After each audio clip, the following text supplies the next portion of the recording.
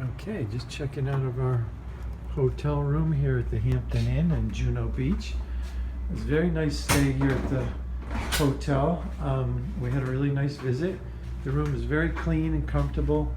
Two giant, very big queen beds. And of course it comes with the TV and the dressers and the table and a nice little desk to do computer work.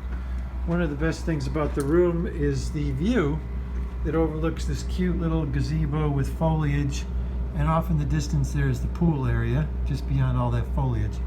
So we had a really peaceful view out the window, which was a nice addition. And another great feature about this room is the little kitchenette over here. We really put this to good use.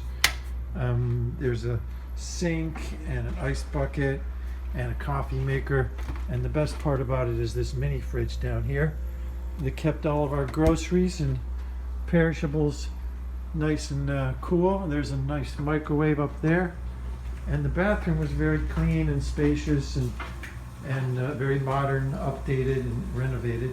It's occupied at the moment, so that's it for this tour of our hotel room here at the Hampton Inn in Juno Beach, Florida.